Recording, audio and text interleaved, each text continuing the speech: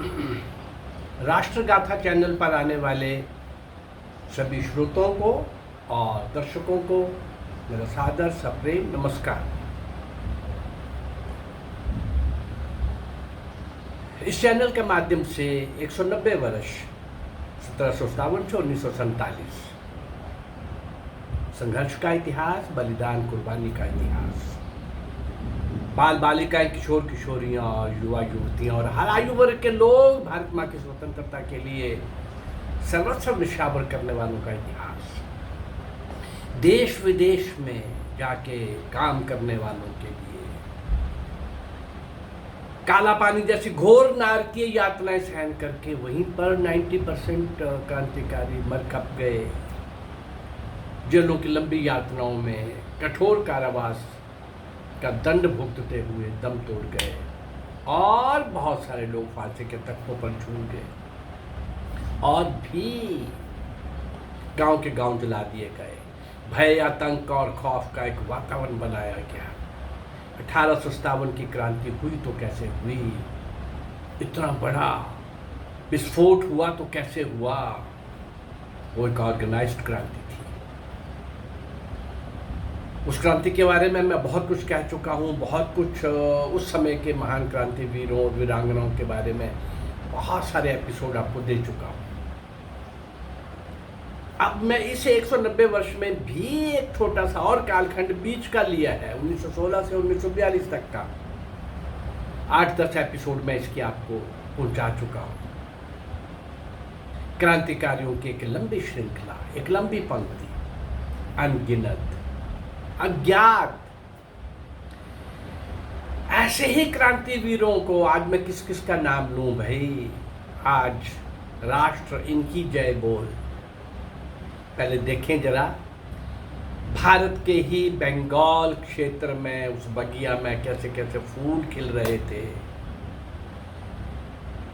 बंगाल की 10 दिशाओं में वो बंगाल जो आज बांग्लादेश में है वो भी, और ये बंगाल जो आज भारत में भी है। मास्टर सूर्य सेन के नेतृत्व में बाल बालिकाएं, स्कूल के विद्यार्थी, ये सब कितने बड़े बड़े कार्यों को अंजाम दे रहे थे। आज ऐसे ही कुछ, आज मैं 1-2 नाम नहीं टाइटल में दे रहा। आज देखिए जरा, आप भी सुन के आपको लगेगा कि मैं किसका दूं और किसका ना दूं। चलिए चलते हैं, इन अज्ञात क्रांतिवीरों को और वीरांगनाओं को स्मरण करते हैं, श्रद्धांजलि भेंट करते हैं, जिनको इतिहास में कहीं नहीं लाया गया, बताया गया, दिखाया गया। बंगाल में ब्रिटिश हुकूमत और क्रांतिकारियों के बीच स्थान स्थान पर झड़पें हो रही थीं, मुकाबले हो रहे थे। कभी वो चल रहा था। ब्रिटिश हुकूमत क्रांतिकारियों को पूरी तरह से कुचल डालने के लिए कृत संकल्प थी और क्रांतिकारी क्या सोच रहे थे? क्रांतिकारी थे जो किसी भी कीमत पर झुकने को तैयार नहीं थे। इस आंख में चोली में आगे देखिए क्या होता है। क्रांतिकारियों का पक्ष लेने के कारण श्री सुभाष चंद्र बोस को गिरफ्तार कर लिया था, लेकिन बाद में उन्हें छोड़ दिया गया। उनकी गिरफ्तारी ने भी क्रांतिकारियों को भड़का दिया, उकसा दिया।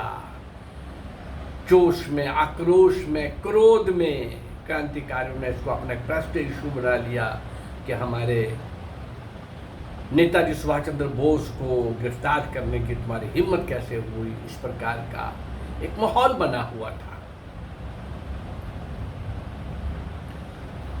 और उससे क्या हुआ, शासन और उसके चमचों पर क्रांतिकारियों द्वारा आक्रमण होने लगे।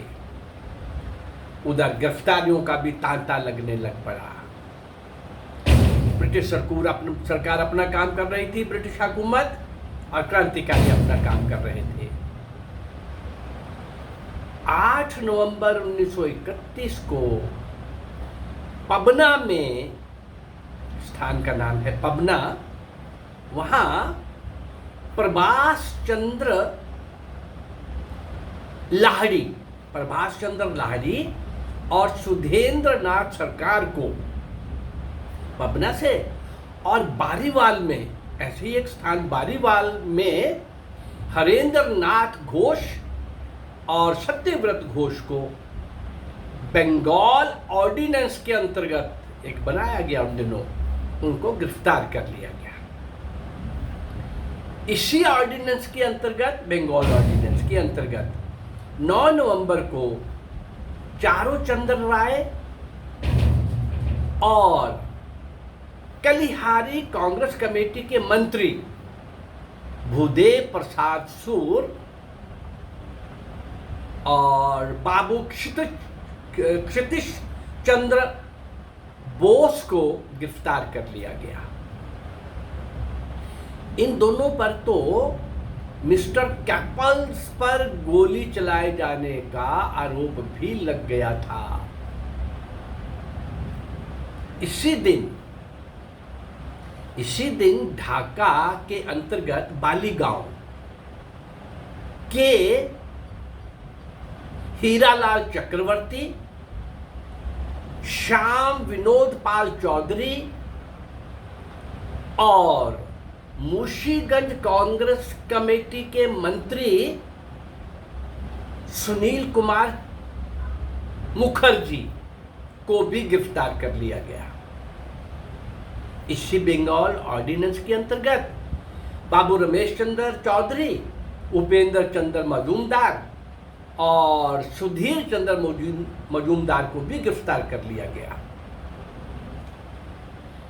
पहले टिपरा छात्र संघ के कार्यकर्ता हरेंद्र चंद्र भट्टाचार्य और अमूल्य कंचन दत्त को गिरफ्तार करके छोड़ दिया गया था, क्योंकि सरकार को उनके विरुद्ध कोई मुकदमा नहीं बना सकी थी। एक नए बंगाल ऑर्डिनेंस को बनाया गया। उस एक नए बंगाल ऑर्डिनेंस के अंतर्गत उन्हें फिर गिरफ्तार किया गया। जिनको छोड़ा गया था उनको फिर से गिरफ्तार कर लिया गया। कलेक्टर मिस्टर डुर्नो पर जो गोलियां चलाई गई थी, उस क्रम में पहले भी कुछ गिरफ्तारियां हुई थी, और उसी क्रम में अब माखनलाल राय और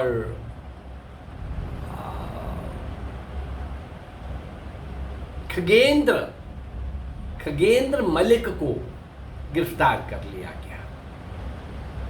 28 दिसंबर को पबना के छात्र मुरारी मोहन भादुड़ी और 7 जनवरी 1932 को कलकत्ता स्कॉटिश चर्च की छात्रा कुमारी कमला चटर्जी को बंगाल ऑर्डिनेंस के अंतर्गत गिरफ्तार कर लिया गया। एक अन्य अभियोग में एक मुसलमान युवक चांद मियां और देवेंद्र नाथ भट्टाचार्य और श्याम बिहारी मुखर्जी को भी गिरफ्तार करके लंबी अवधि के कठोर कारावास की सजा सुना दी गई। डाक लूटने के अपराध में विजन कुमार सेन गुप्ता और अमलेंदु बागची को भी गिरफ्तार कर लिया गया। इन सभी को बहुत कठोर और लंबी यातनाओं के लिए जेलों में डाल दिया गया। सभी नौजवान किशोर कुछ जवानी में अपना पांव रख रहे थे, कुछ अपनी जवानी में आ चुके थे। यही आयु 18 और 25 के बीच की आयु। हाँ, ये कुमारी जो वो 18 साल से भी कम थी, 16 प्लस की थी, कुमारी कमला चटर्जी। कलकत्ता स्कॉटिश चर्च की छात्रा। ऐसे इन सब आयु वर्ग के लोगों ने देश की आज़ादी के लिए, देखिए इन सब के नाम जो मैं आपको बता सका, और भी कितने होंगे, ये सब भारत की स्वतंत्रता के लिए संघर्ष कर रहे थे, जान लुटा रहे थे, और जान हथेली पर रख करके ब्रिटिश क्रूर राक्षस सत्ताशाही को सशस्त्र चुनौती दे रहे थे। सब स्वाहा कर रहे थे, स्वतंत्रता रूपी महायज्ञ में अपने आप को आहुत कर रहे थे। भारत मां की स्वतंत्रता की बेड़ियां काटने के लिए खुद कट रहे थे, और हमें बताया गया आजादी नेहरू और गांधी ने लेके दी है। कितना बड़ा मजाक, एक भी लाठी नहीं खाई जिन्होंने। एक बात मैं और पूछना चाहूंगा, बताना चाहूंगा, आपके लिए चिंतन के लिए छोड़ना चाहूंगा। पूछना जरा कांग्रेसियों को जो कहते हैं ना आजादी कांग्रेस ने, अरे नेहरू और आजादी ने तो आजादी क्या दिलवानी थी। कांग्रेस भी एक अंग्रेज के द्वारा बनाई गई अपनी रक्षा कवच के लिए, भाई आजादी देने के लिए नहीं। इसलिए वो सेट था कब गांधी और नेहरू को जेल जाना और कब आना है। वहाँ सेक्रेटरीज मिले थे, बुक्स लिखी जा रही थी। अरे 1910 में क्रांतिकारियों के सम्राट वीर सावरकर को जब 2 जन्मों का कारावास का दंड सुनाया जा रहा था, उस समय भी कांग्रेस का प्रेसिडेंट एक अंग्रेज था, भारत सरकार का ब्रिटिश इंडिया का सेक्रेटरी था।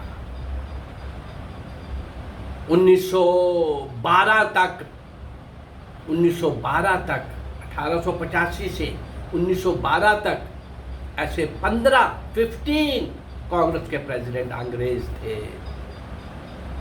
एक पहला बनर्जी को छोड़कर। और बाकी भी कौन होते थे, उनके पिट्ठू, उनके चापलूस, उनके दरबारी, उनके हाँ में हाँ मिलाने वाले, ये ब्रिटिशर्स उनको टाइटल बांटने वाले, उपाधियां और पदवियां देने वाले, वो सब लोग होते थे। उनको देश की आज़ादी से क्या लेना था भाई। और देश की आज़ादी के लिए वास्तव में जो अपना जीवन निछावर कर रहे थे, उनकी कहीं कोई चर्चा नहीं हो रही थी। इस चैनल के माध्यम से मेरी कोशिश है कि ऐसे 190 वर्ष के इतिहास के बाद भी और लूंगा। इसी 190 वर्ष में 1000 से ऊपर क्रांतिकारी हो जाएंगे जो अज्ञात हैं, लेकिन और भी कितने होंगे कुछ आने वाली पीढ़ी के लिए रिसर्च के लिए छोड़ देते हैं। और इसके बाद में सिंध के राजा दाहिर से लेकर नेताजी सुभाष चंद्र बोस तक ऐसे 800,000 वर्षों का, मैं गुलामी का इतिहास नहीं कहूँगा, मैं संघर्ष का इतिहास कहूँगा, बलिदान और कुर्बानी का इतिहास कहूँगा, शौर्य और वीरता के नए नए स्वर्णिम पृष्ठ लिखने वालों का इतिहास कहूँगा। भारत माँ की गोद में ऐसे सपूत सपुत्रियाँ पलती रही, वीर वीरांगनाएं, क्रांतिकारी, नायक नायिकाएं, उन सबको आप तक पहुंचाने का अगर ये मेरा संकल्प, मेरा ये प्रयास आपको अच्छा लग रहा है तो इस चैनल को लाइक करिए, सब्सक्राइब करिए और शेयर करिए। नमस्कार, जय भारत, धन्यवाद।